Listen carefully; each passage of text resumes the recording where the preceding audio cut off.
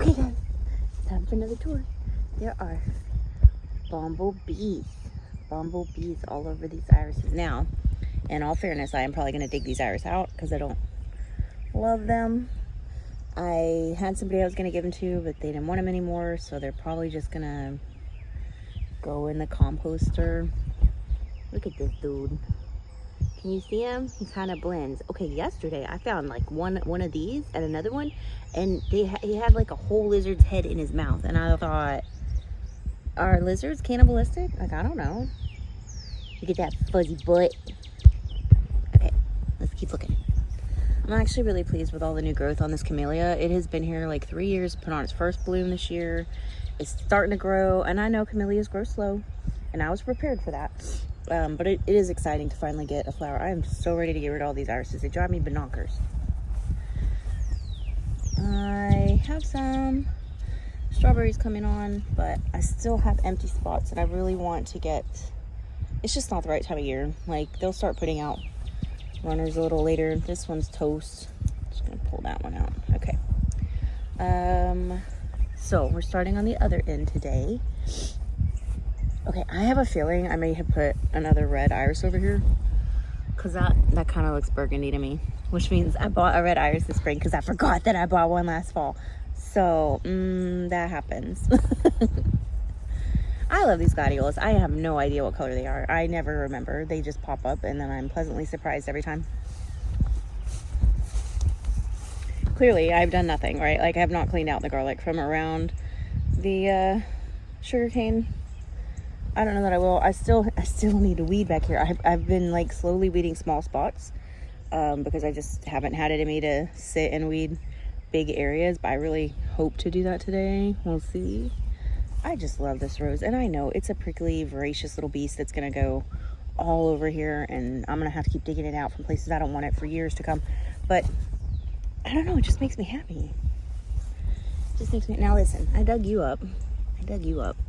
I didn't cut you off, and I should have. I need to go do that. This is a pink lemonade. Aw. See him? Oh, be still. Yay.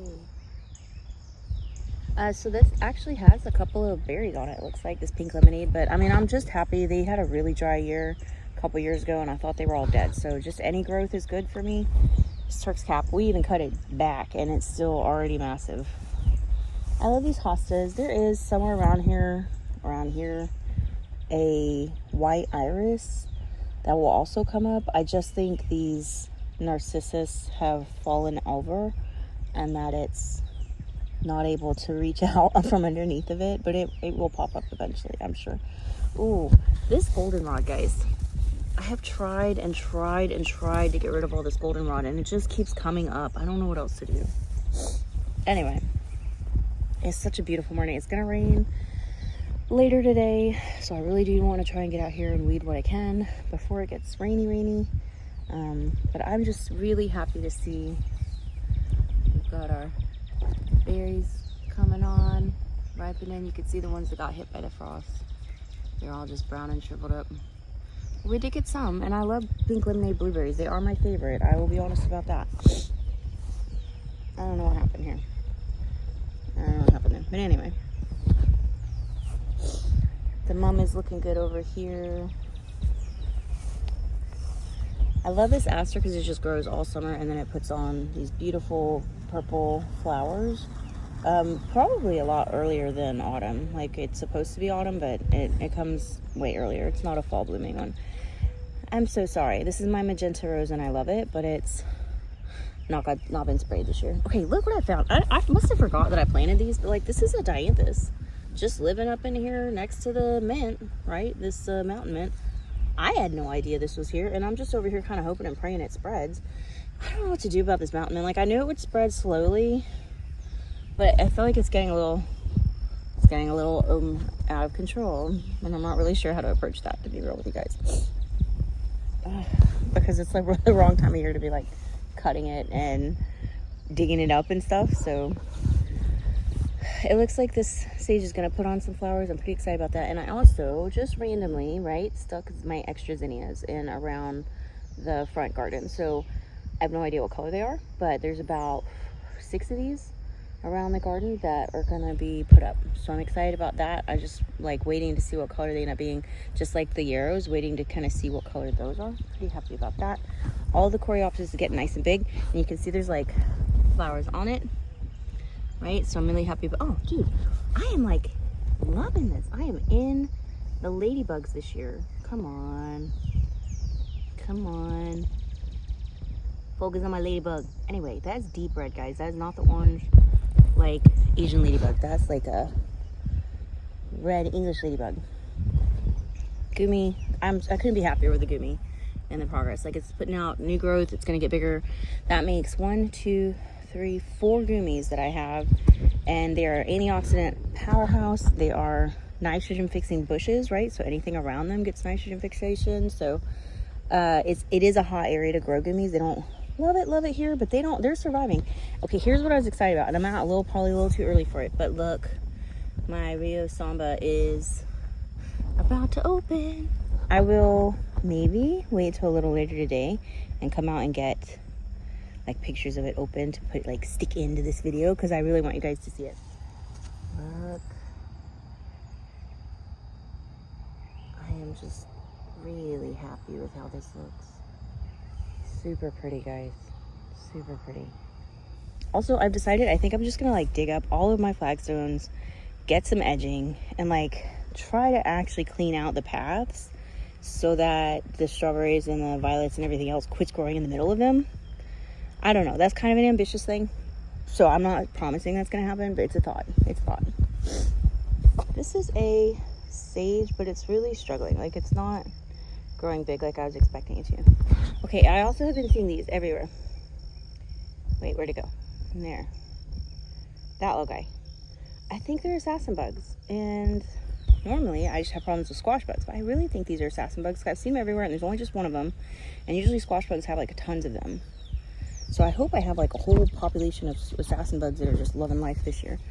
Oh, Lord Jesus. Okay, I like this one the best because it's pink, but it's also just, it's much. Like, I don't know what the deal is with these Turks caps. Other people, I see their Turks caps, they're like nice, well-behaved little, you know, 3 foot by 3 foot. Mine get to be like 5 foot by 6 foot or bigger every year, and I don't know what to do. Anyway, there's the coreopsis along the outside edge, and I really love it there. I wanted to keep growing there. I will probably in the fall, because these are some massive plantings of coreopsis that have just grown bigger. So I probably will take these and like divide them up in the fall. This is not the time of year where I want to divide them, but they just kind of came up, these coreopsis, and they're land sleeve coreopsis. They're native. They make beautiful flowers. They're great in cut flower bouquets. So I do love them everywhere. They're really the only pop of yellow I have. Besides, I have added some like a cut leaf daisy, and I think it's a type of, starts with a G. And I know it's a low growing thing, but anyway. So it's really my only yellow flower, and I don't love yellow, but I love these coreopsis, so that's why they stay and they live and they're happy. We do not have figs yet, but we will. We will. It's just not yet. It's a beautiful day. Look, guys, no flowers yet, but look it. I got flowers coming in my echinaceas, and I'm really excited about that. And we got flowers coming on the what is that, baptisia. I'm really excited about that. And let's see what else we got. We got more yarrows. So this is like a, I don't know if you guys can tell, but so like that's kind of like a pinky pink, and that's kind of like a, it's like coral pink. I don't know, but it's really pretty. Both of them are absolutely gorgeous. Have I replanted or repotted any of my pond plants? No, I have not. I will though. I have the pots. I just gotta get holes put in them. I'm traveling out of town. It makes me really stressed out, so that's probably why I've not been doing all the stuff I should be doing, because I'm just like anxious over this whole trip. So I'm really happy. I found another phlox that's variegated, but it's called Olympus. So it's variegated like this, but it also has like pink edges. So I got one of those because I'm pretty excited to see what that will look like. So I'm excited. Oh Lord, every time I go around here, look, I find ones I miss. Freaking oak tree seedlings everywhere. Okay. More coreopsis coming into flower. I'm so happy that that columbine is not dead, because look at that foliage, guys. Like, look at it. It's so pretty. It's so pretty, and I'm so excited. I am trying to wait for these cut leaf daisies to like actually make seeds from these spent blooms, and then just scatter the seeds, because I cannot tell you how much I love what I call these. It's a blackfoot daisy. I think I just called it a cut leaf, but anyway, these blackfoot daisies are my new faves, and I want them everywhere, and they are not cheap. I have seeds. They did well, but I want more. So I need them to just make more seeds for me. Okay, so this is exciting. So this is a white Gaura, guys. It is a white Gaura. Don't know where it came from. I am so in love with this beautiful California poppy that is just like wine colored. It's like a wine colored. It's so pretty. It's so pretty. Anyway, dude, these bluebonnets are not letting go. Like, I was expecting them to just dry up and die, because they've all got their seed pods, and they usually just dry up right about then. They are still trucking, guys, and I'm here for it. Keep on trucking.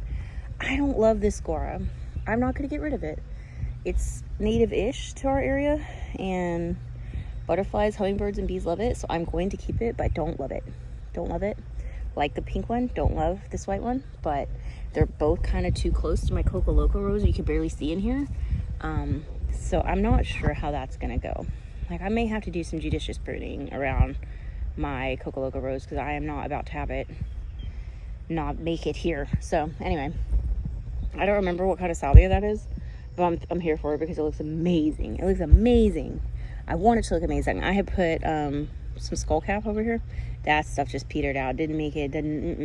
Skullcap's supposed to be pretty hardy, but no. But look, all my echinaceas are starting to come up. Definitely getting like the understory of flowers that I had planted seeds in the fall starting to come up. I'm definitely seeing the where did that go? That little ferny thing right there, nigellum, that's popping up through here. So I think this roots, this vervain is what that is a rose vervain, and it is a native, and it's a nativar, I think. I like it a lot. It's very aggressive, so I keep cutting it back, but I think I'm actually going to put some over here because I want the balance. I think it would be pretty to have some over here on the left side too. So once I find a rooted area, I think I'm going to take that and put it over here. And I'm really excited because last year this did not flower, and it's supposed to be this. So this is the woolly fuzzy wuzzy, something like that, bee balm with yellow flowers, which is really unusual for a bee balm. So I'm actually really excited to see this flower. I don't, like I said, I don't love yellow colored flowers very much, but I will take something like pale yellow. I like pale yellow, which is why I'm really always surprised at myself when I love this coreopsis. The thing is, I don't like yellow. I like butter yellow, like that pale yellow, but the yellow is a good contrast for everything else, right? So that's why, even though it's not my favorite color, I will stick it in the landscape, because when I have a bunch of pinks and blues and purples, it gets really boring really quick if you don't have a contrast like the yellow. Look at how big it's getting. I keep kind of coming over here and babying it because everything keeps trying to grow up in it, and I need these things to leave it alone. Also, I have noticed that these primrose are like aphid magnets, guys. Like, check it out. Like, can you see all of the aphid? Am I doing anything about it? No. Nope.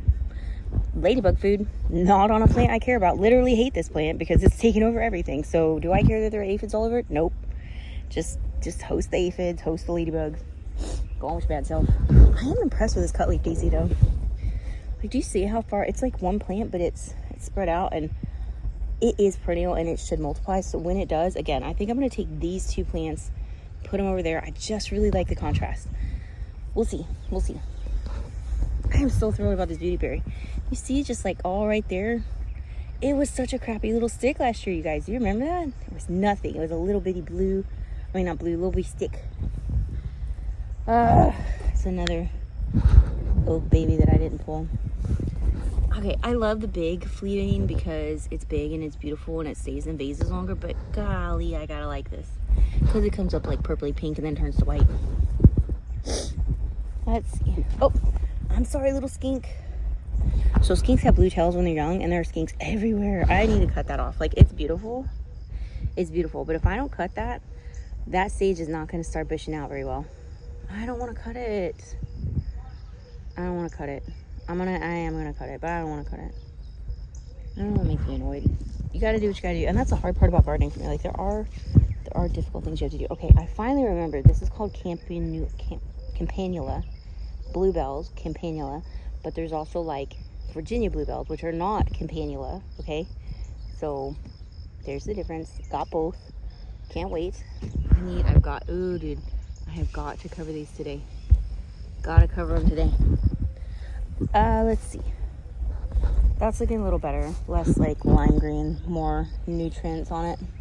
So that's a good thing. Oh, you guys finally get to see it. So this is the coastal primrose. And maybe if I zoom, there we go. I zoom in. This is the color yellow, like a pale butter yellow. Not a hot yellow, not a warm yellow, not a gold yellow. This is the one I love, but it's low growing and this is not good for like cut flowers, but I just like it. It's beautiful. I cannot wait to see what color that this phlox is. I have no idea what color this phlox is. That's looking nice, but I have no idea what color that is. And I wanted to put up flowers, and I'm just like, will it have enough time this year? It should. It should. Oh my gosh, I just saw a gigantic, look, I'm so ADD, sorry guys, but that's a Texas star hydrangea, or hibiscus. And my husband has no idea. He's like, what is this plant over here? It looks like weed. I'm like, it's not weed, it's hibiscus. And then I thought of all the stories I read online where like sheriff's deputies and police officers think you're growing weed when you're just trying to grow some okra, because Fairfax, they do look similar. I mean, you gotta be fair. Check this out, dude. This is a massive greenbrier. I'm gonna have to get the shovel out for that, because you gotta get that root out, and that's a big one. That's a big one. All right, let's see what all's over here. So this should be a sage. I don't think I planted that sage. I think it traveled, because I had a sage over here. I think it traveled from there to here. Every time, like, I cannot tell you, every time I do videos with you guys, every time I'm out, I'm looking for the weeds that I missed, and I'm always finding weeds that I missed. It's so annoying. Anyway, look at these. The stem end flowers, aren't they gorgeous? And that is going to show up with some beautiful red flowers. I have some more plants coming that I'm going to try and fill in here, just to give it a little more like interest. But it's shady, like real shady here, So it's hard. It's hard to find things that is a dry shade. And I mean, there is some tape here, but I don't come out here and water very often. So we gotta just try to make sure that I'm finding stuff that can handle it. You know what I'm saying? So I will say, I was very excited to see this. Look, my first wine cup flower. Isn't it pretty? Isn't it beautiful? I'm so happy. And I never had flowers in here, really. It wasn't until COVID hit that I was like, you know what? I need some cheerful stuff in my life. And now it's like hard to find, right? Because you got to find hardy natives, basically, or drought tolerant plants that can handle it. So like, I was dubious about this wine cup, but it's making it. I was dubious about these penstemons and that cardinal flower, because I'm like, oh, I think they really like water. But once established, right, most of these are pretty drought tolerant. You do have to baby them in the first year or two. That Blackfoot daisy, dude, they don't care. They don't care. That's why I like them so much, because they're adorable and they just don't care. They're like, no water, yes please. So anyway, sorry, I know this is probably like just a rambly video, because that's my life right now. Things I'm excited about. These are still here and multiplying. Like, when my neighbor gave me these, I thought, yeah, right, they'll die. But they're not dead. These flowering almonds, or bush almonds, are here and growing. And I am so excited for that.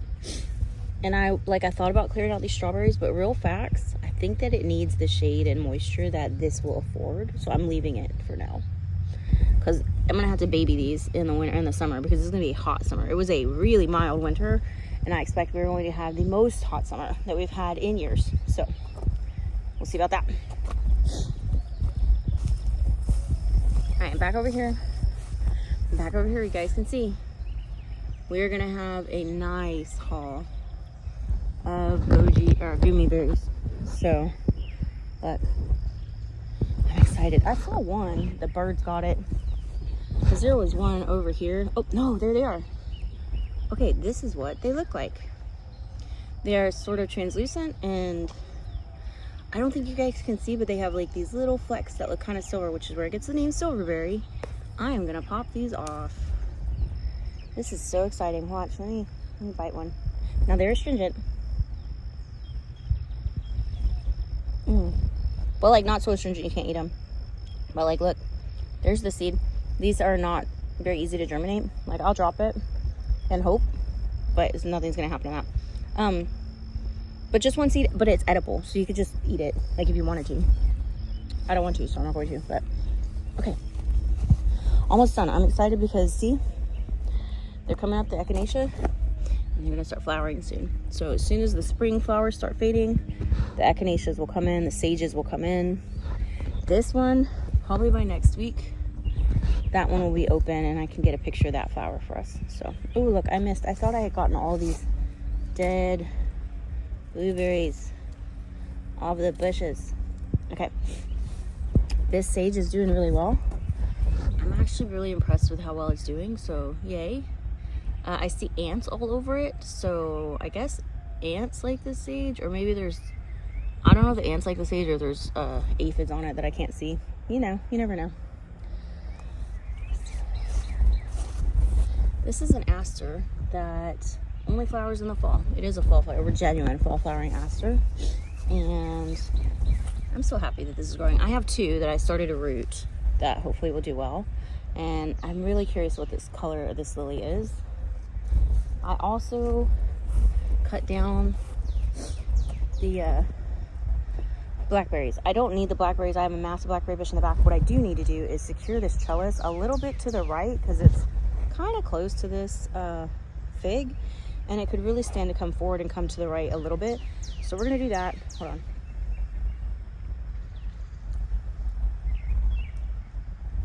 That was really good, sorry. And then I've got these T-posts, staking it down, because like normally these are Texas tomato cages. These are freaking bomb. If you guys don't have them, if you grow indeterminate tomatoes, they are not cheap. You can get them on Amazon, or you can get them from the website, but Texas tomato cages, they are not cheap. But dude, I've had these like my first ones I have had since I was in Lubbock, so that is like 13 years maybe, and they are still trucking. And I ordered 2 new sets last year because I have big tomatoes and I wanted to have more support than like those kind of tomato cages. I know, you guys, you can make them out of rebar, cylinder, blah blah blah, do what you want, but these dudes fold up in the fall. They are galvanized. They have this particular one, yeah, you can see some rust, right? But these bad boys have lasted me close to 15 years, and I fully expect it will continue to last longer than that. So well worth the investment to me. I know they're really expensive, but dude, they're worth every penny because they last. I don't have to go burning stuff. I don't have to remake it. They don't get rusty like those galvanized or those whatever, the concrete mesh or whatever. So worth it. Okay, before we go to look in the north bed, we've got so many tomatoes coming on, guys. And so many tomatoes. So many tomatoes. My husband's like, oh, you have a tomato. I'm like, look closer. I have many, many, many tomatoes. I have many tomatoes. Many tomatoes. I actually need to turn this. It's gonna rain today, so maybe don't have to, but like, there's some little bitty, there's some bigger. I'm excited. These guys at least aren't dead. Like, I wish they were going a little faster, but it is what it is. Excited. I'm excited. Oh, also, I wanted to show you guys over here. So these are my peppers I'm growing for my neighbor. Like, okay, the hongochu are mine because they're spicy and he don't want spicy. But I'm really hoping this one will pop up. And this one will pop up. I'm hoping that one gets a little bigger so I can fill in this empty spot. There's 2 empty spots. And I don't have any more jalapeno seeds. So it's gonna have to do. I planted, right? This is perennial rye, perennial wheat that I got from Experimental Farm Network. And they are growing so, like last night they were like this tall, okay? Today, like, they're just growing so fast. And as soon as I get them a little bigger, enough where they won't get lost in the weeds, I'm gonna put them along that edge right there with the little coreopsis along the edge, because grass grows there anyway, just weed grass. And so I'm really kind of hoping that if I can put this there and it really is genuinely perennial, like it's still it's a crapshoot if these are really perennial, like it's a Grex, right? So theoretically, yes, they're perennial, but you know, nothing's 100% until you test it, right? So whatever makes it, great. Whatever doesn't, great, right? That's what it is, what it is. But I'm about to see what's going to make it. And the grains are smaller than like commercial wheat or rye. I don't care. It's edible. It's perennial. It'll spread. Like, yeah, yes, please.